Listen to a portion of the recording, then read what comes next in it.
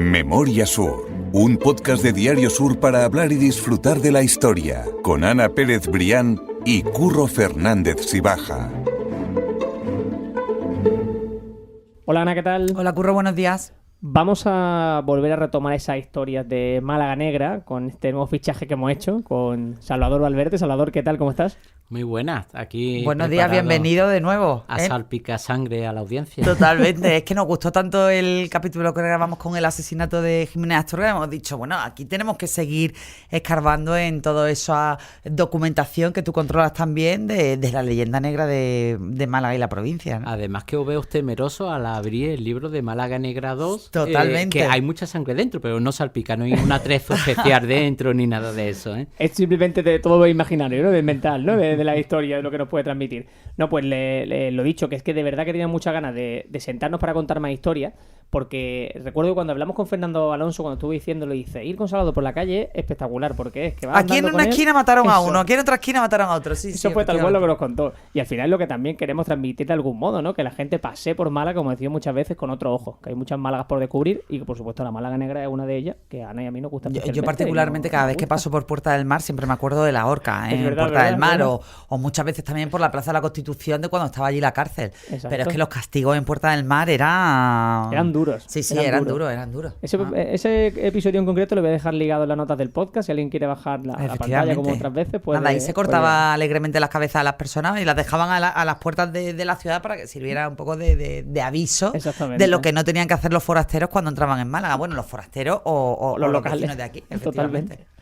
Y nosotros vamos a contar un par de historias en este episodio, un par de historias que a nosotros nos parecían especialmente interesantes, y la primera de ellas nos va a llevar fuera de Málaga capital, para que veamos que en el libro, en ese Málaga Negra 2, que es donde decimos que Salvador ha escrito ese volumen 2 de historias de Málaga Negra, no solamente se centra en la Málaga capital. Y si quieres, Salvador, vamos a empezar a contar esa historia del crimen de Alozaina.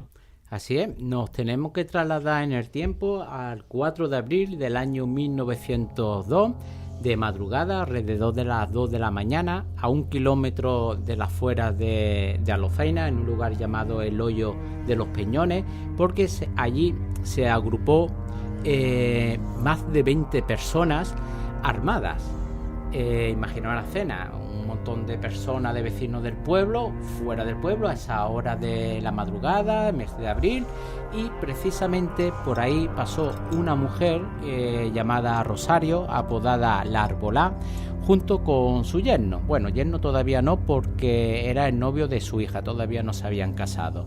Y allí se la encontraron, hubo una discusión, hubo una trifulca entre ellos, que al final acabaron pegando un tiro a Rosario. El yerno llamado Juan se pudo escapar, se escondió en un arroyo cercano del pueblo, y a Rosario la apalearon y la dejaron malherida, muriendo 17 días después. Ahora, la audiencia se estará preguntando ¿por qué? Claro. ¿Por qué? Y ¿qué pasó 21 ahí? Personas para agredir contra dos, y sobre todo ensañarse contra una mujer encima vecina del pueblo. Pues supuestamente ese grupo de personas estaban esperando al alcalde de Alozaina, que estaba en Málaga y que venía de vuelta de Málaga, llamado el alcalde Juan Rueda, porque había mucha queja sobre su gestión y era una época, Alozaina era paradigma del tema del caciquismo de por aquel entonces, e incluso centenares de vecinos de Alozaina meses antes se habían manifestado en Málaga. Pues Juan Rueda estaba en Málaga, tenía que volver en esa madrugada y ese grupo lo estaba esperando. Tampoco con buenas intenciones, ¿no? Entiendo. Ninguna. Si iban armados, hombre, a las 2 de la mañana con palos, con premeditación. Y si así acabó una mujer, pues imaginaros lo que podían haber hecho al alcalde del pueblo. Juan Rueda no pasó por allí, pasó la mujer, y ese grupo realmente estaban esperando al alcalde porque no querían ni que entraran en el pueblo, querían que se fuera, y no sabemos si quería entrar, no sabemos lo que le hubiera ocurrido, como estamos hablando. Otra posibles circunstancias de que estaba ese grupo ahí es porque días antes otro vecino del pueblo acompañó a un recaudador de impuestos, a un recaudador de embargos que iba a embargar a una casa y lo acompañó a la casa de ese vecino a que iba a embargar. Pues ese vecino días después fue abofeteado y le dieron una paliza a algunos del pueblo. Francisco Sepúlveda, que es como se llamaba este hombre, decidió o dijo que iba a ir a Málaga a denunciar lo que había pasado en el pueblo y de las guantas que le habían dado. Le habían dado más palos que a un olivo en época de recogida, ¿no? Pues se dice que también ese grupo estaba ahí para, al paso de este hombre, para también desistirle en su empeño de ir a Málaga a denunciarlo. O sea, a lo mejor querían matar dos pájaros de un tiro, al alcalde y a este hombre. Pero al final los platos los pagó Rosario el Albolá, que se decía que era afín a la política del alcalde que había en Alozaina. Bueno, esta es la primera parte de la historia. La segunda parte es la causa judicial, porque se convirtió en una de las causas más largas en la historia judicial de España, porque duró ni más ni menos que 9 años. Madre mía. 21 procesados, 6 de los procesados metidos en la cárcel de manera preventiva durante todos esos años y sin ser juzgados. Y es más, uno, poco antes de celebrarse el juicio, hasta falleció en la cárcel por tuberculosis. Entre medias, claro, pasaron 9 años, 21 procesados, podía pasar de todo. El de la cárcel murió, hubo otro implicado que también murió, hubo 3 que huyeron, que fueron puestos en búsqueda y captura como fugitivos, y la cosa se estaba saliendo de madre, porque por un motivo y por otro el juicio no se celebraba. Tuvo que intervenir incluso Hermenegildo Giner de los Ríos, que era diputado, que escribió al fiscal supremo de España y interfirió, incluso se llegó el contacto a través del fiscal al ministro de Justicia, y este remitió todo el asunto al presidente del Congreso, y eso hizo que se acelerara. Y pocos meses después de eso, de la actuación de Hermenegildo Giner de los Ríos, hizo que se celebrara el juicio, porque si no, 9 años, a saber cuánto tiempo más se puede durar, ¿no? Así es. Es más, como también hubo huidas, pues poco antes o meses antes de celebrarse el juicio, metieron en prisión a todos los implicados, los 16. Hay una foto muy curiosa en distintas publicaciones en el que se ve escoltado por la Guardia Civil a todo el grupo, a todos los vecinos de Alozaina, de camino a la audiencia. El juicio se celebró y lo curioso también es que ellos mismos, los implicados, dijeron que era un complot, que en verdad estaban esperando al alcalde del pueblo, era un complot que lo tenía organizado el cura del pueblo. Madre mía. El mismo Estaba metido todo el mundo allí en el caso. De hecho, era esa familia era muy caciquil, el cura manejaba los hilos, nunca mejor dicho, y tenía influencias políticas. Anteriormente a cuando Juan Rueda fue alcalde, tenía a numerosos miembros de su familia y buenos contactos en diferentes cargos en Alozaina. Claro, él ponía y quitaba también según su criterio, porque Como la figura, un cura en un pueblo exactamente. como Alozaina o como cualquier pueblo de esas características era una auténtica institución, ¿no? Y más en aquella época, por supuesto, Claro. que tenía un papel y un poder importante, claro. Sí, sí, sí. Así es. Y, claro, también os estaréis preguntando, ¿y por qué mataron a Rosario el Albolá? Pues los ánimos, al parecer, estaban exacerbados, estaban muy envalentonados. Ya he dicho antes de que esta mujer era afín a la política del alcalde, de Juan Rueda, pero también influye, se publicó y se dijo, y es más, el familiar, el primo de ella y de la familia, dijo que tenía rencillas personales con Rosario, y al parecer discutieron y era todo porque no le había comprado un cerdo. Sí, a lo mejor por algún tema menor, claro. Sí, era una tontería.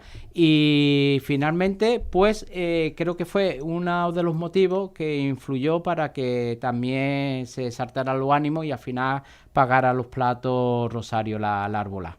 ¿Y qué pasó al final? ¿Cuál fue la resolución de ese juicio, Salvador? Pues al final fue de inculpabilidad. Después de 9 años, ¿no? Después de 9 años. Inculpabilidad, e incluso se publicó, creo recordar que en el periódico El Popular, que se hizo justicia y demás. Pero bueno, hay que tener en cuenta que realmente una mujer fue asesinada. Pero ¿cómo llegan a esa conclusión de no culpable? Sobre todo cuando muchos de ellos habían tirado 9 años en prisión provisional. Bueno, en la fórmula judicial que fuera. Sí, era jurado popular y todas las preguntas, que fueron numerosas, pues al final respondieron a favor de los procesados. Y claro, se decía de que se había hecho justicia después de tantos años, demás, que algunos de los implicados habían pasado todos estos años de manera preventiva en prisión y demás. Había mucha presión popular también, como he comentado.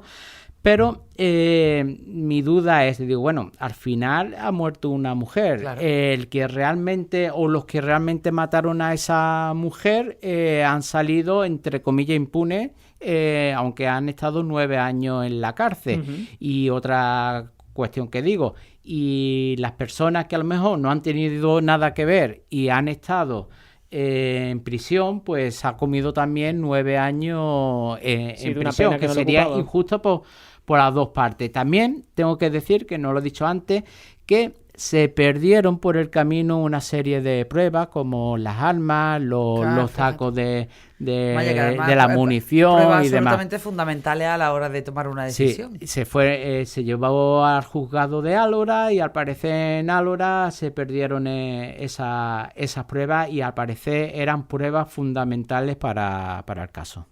Curioso esa historia. Madre mía, a Lozaina ya la tenemos fijada en el mapa de la crónica negra de la provincia, pero es que hoy nos trae Salvador otro segundo caso que se cuenta en su libro, en su segundo volumen de la Málaga Negra, que Curro, introdúcelo porque es un titular, además. Sí, efectivamente, a mí es que el titular me parece fascinante. Exactamente, porque hablamos del truculento y muy sangriento final del Moño. Así que aquí surgen varias preguntas. Vamos si quiere a poner ese escenario, Salvador. ¿Quién es el Moño? Pasamos del Arbolá al Moño. Exactamente. ¿Quién es el Moño? ¿De qué zona estamos hablando de Málaga? Vamos a poner ese escenario si quiere y presentamos a esos personajes. Bueno, parece muy exagerado, ¿no? Dicen que en Málaga somos algo exagerado, ¿no?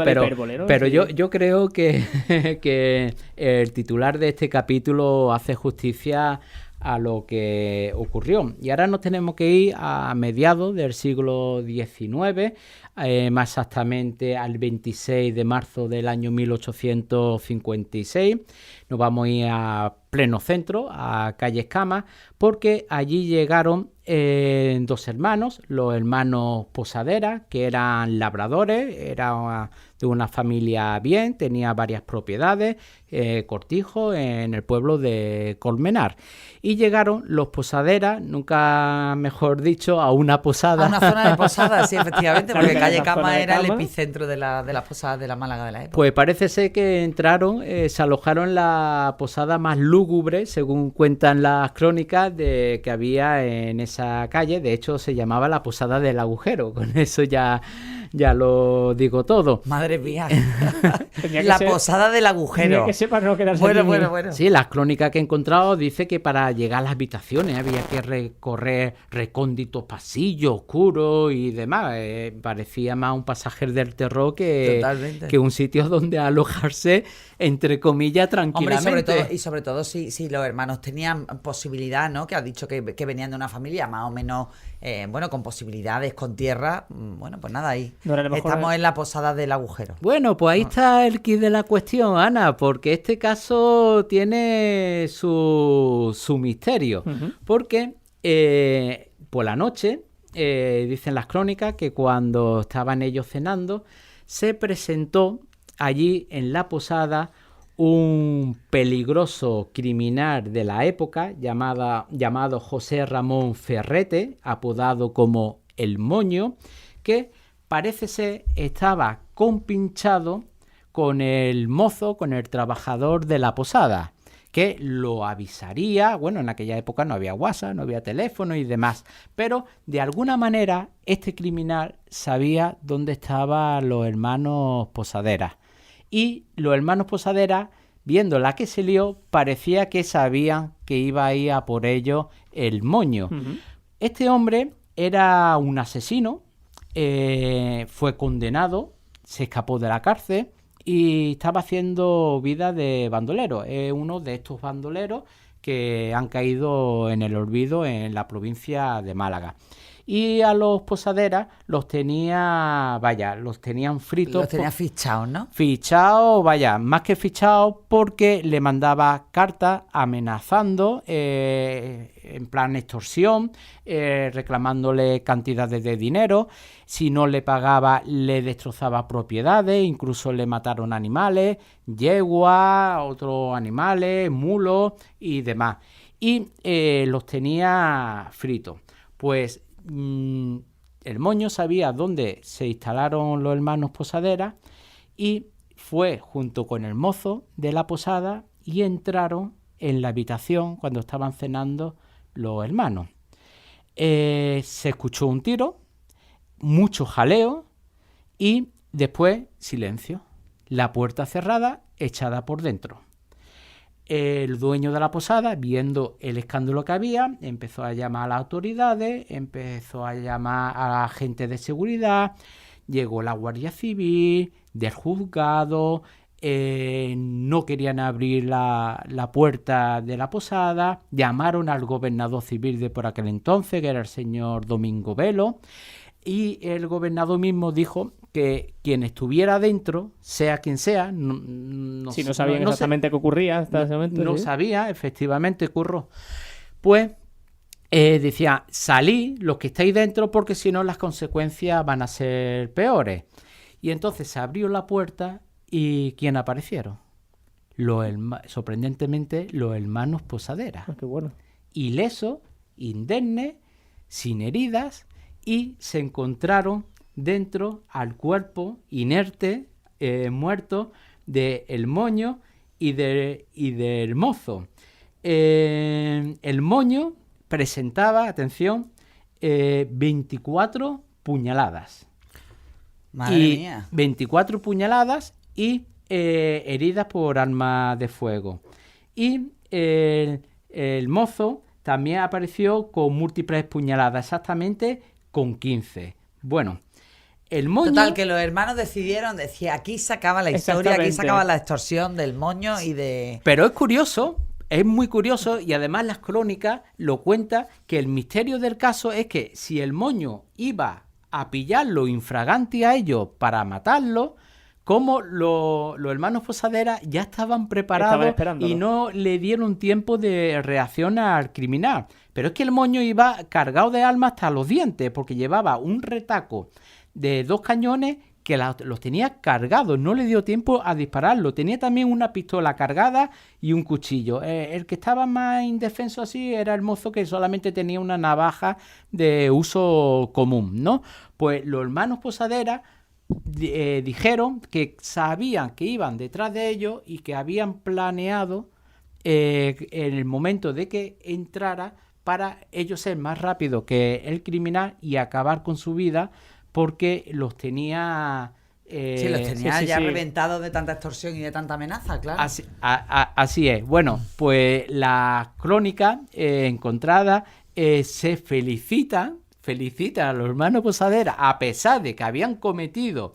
un crimen, un doble crimen, además. Doble crimen, porque el mozo... Aparte de un chivato, tampoco tendría mucho que ver, ¿no? Exactamente. Sí, era... No tenía una vida criminal, digamos, ni un pasado criminal. Pues supuestamente era un confidente del Moño. Supuestamente. Es lo que dijeron también los hermanos. Bueno, si al final un cómplice casi paga de la misma manera que el autor material, como se dice, pero que al final le salió caro al chivatazo. Pues Málaga se felicitó por librarse de uno de los criminales más peligrosos que había en la provincia de de Málaga por aquel entonces. ¿Y qué ocurrió con los hermanos Salvador? Pues lo llevaron a la cárcel y ahí pierdo la pista de ellos porque he estado rebuscando en documentos y en crónica y demás y no he encontrado lo que es la causa judicial si es que la hubo. Sospecho en este caso de que quedara absuelto, pero aprovecho la oportunidad, pues si algún oyente diera alguna pista, pues nada, que contacte con este fantástico podcast para ver si para el siguiente tomo pues no te creas, Salvador, muchas veces ese tipo de milagros que nosotros consideramos son posibles. Sí, son posibles con el podcast. Alguien que conoce a alguien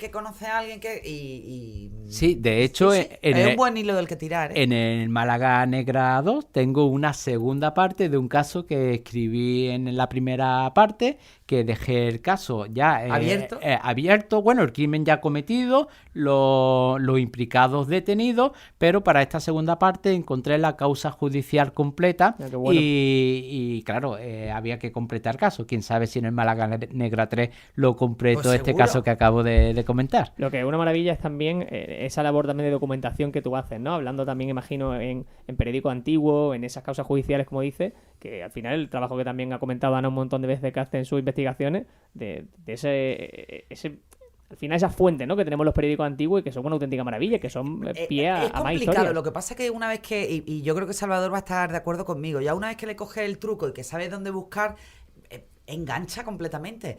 En el primer programa, cuando invitábamos a Salvador, hablaba del archivo de Narciso Díaz Escobar, que hay muchísima documentación porque además de ser historiador, cronista de la ciudad, es que Narciso Díaz Escobar era abogado. Claro. Con lo cual muchas de esas causas, él por ejemplo, fue uno de los que llevó el caso de los iluminados de Tolox. Entonces, exacto, él tenía muchísimo interés por todas esas causas judiciales, muchas de ellas la había llevado él o compañeros muy cercanos, y entonces en su archivo te puedes encontrar muchos documentos absolutamente, curiosos, imprescindibles, importantísimos sobre la Málaga Negra, ¿no? Pero que es un trabajo que engancha. Yo admito que al principio buscaba con un poco de a ver cuánto tardo, y ahora es que me puedo pasar las horas muertas saltando de archivo en archivo, ¿eh? Así es. Además, yo lo reconozco, yo soy un friki de la hemeroteca, de la prensa antigua. De ponerte a investigar, ¿no? A mí me encanta leer prensa de la época, además que aprendo mucho, me río bastante porque las gacetillas que publicaba en la época son muy curiosas y llama mucho la atención. Y me ocurre que cuando estoy investigando un caso me saltan 4. Claro. Y entonces te los dejas apuntados y dices, bueno, ya encontraré, y vas encontrando. Así es. ¿Qué pasa? No es lo mismo, por ejemplo, un caso de principios del siglo XX, que hay más publicaciones sobre un mismo caso, que a lo mejor el que acabo de comentar, que es del año 1856. Publican una noticia de un crimen o de algo truculento, de cualquier cosa, y se olvida. Claro. Después ya se olvida de la noticia y ya, como si ya no existiera más. Sí, no tiene una continuación ni una investigación. Ni más trasfondo ni demás. Ya informa de ese día de lo que había ocurrido. Desgraciadamente, la Málaga de antaño, la criminalidad era de uso común. Había mucho y era un día sí, un día no. Había un crimen o había un acto luctuoso o truculento. Sí. Publicaba un día de uno y al día siguiente publicaba de otro y se quedaba un poco olvidado. Bueno, pero es curioso igualmente, y de verdad que nosotros te agradecemos esa investigación que has estado haciendo, cada fruto de los libros y sobre todo cada fruto que podamos sentarnos hoy también para charlar este ratito de esta historia de la Málaga Negra. Estamos aprendiendo de... Ahora ya cuando pasemos por Calle Cama ya tampoco... Eso es, pero... Ya sabemos que hay una posada que se llama El Agujero, ¿no? Y que allí, bueno, pues tuvo lugar o cuando vayamos a Lozaina. Exactamente. Teníamos que... Cuando hicimos el podcast en directo con el Thyssen, recuerdo que al final, cuando acabó, se acercó un guía turístico a nosotros, ¿te acuerdas? Y nos contaba que esa historia, por ejemplo, de Iluminado de Tolox, la contaba cuando iba en autobús a algún destino con alguno de los turistas a los que acompañaba. Pues bueno, aquí dejamos a ese chico que creo que se llama Juanma, que me perdone si me equivoco. Es verdad. Le dejamos otra historia también para Saludos los de para Juanma. Exactamente. Y dejamos ideas que vamos dejando también para que los turistas que vengan a Málaga tengan también esa historia y esos recuerdos. Uh-huh. Salvador, mil gracias. De verdad. Muchas gracias. Me encanta tenerte por aquí, por Memoria Sur. Pues voy a lanzar un guante para la próxima intervención, si Venga, vamos puede allá. ser. Tú sabes que aquí cogemos todos los guantes, Salvador. De otra crónica negra, pero esta vez no la causó una persona a otra, sino un tiburón. El único caso verídico, el único caso que se ha encontrado de muerte por ataque de tiburón en España y ocurrió aquí en Málaga. Qué bien, lo en tenemos todo. En la playa de San Andrés. Eso viene incluido en el libro Málaga Curiosa 1. Es crónica negra, aunque no es de asesinato. Es pero- un bocadito que pegó un boqueroncito de Pues aquí ya de está, Málaga. nada. Pues dicho queda, oye, sí, nosotros. Para el próximo aceptamos. tomamos nota. Muy bien. Mil gracias, Salvador, Le va a de gustar la verdad. audiencia. Seguro. Gracias. Muchísimas gracias. Ana, a mí esto me parece un filón. Aquí hay más Sí, historias sí, que sí, contar. aquí tenemos que contar muchas historias. Exactamente, para que avancemos. Vamos esta a ir de manera. la Málaga luminosa a la Málaga un poquito menos luminosa. Bueno, pero son todas historias que hay que sí, hombre, saber y que están al bien. final la historia se construye así, Curro, con el yin y el yang. Totalmente. Nos quedamos con esa parte. Pues Ana, mil gracias. A ti siempre, Curro. Memoria Sur es un podcast de Diario Sur. Escucha un nuevo episodio cada semana en iVoox, Spotify, Apple Podcasts y consulta las referencias de este episodio en diariosur.es.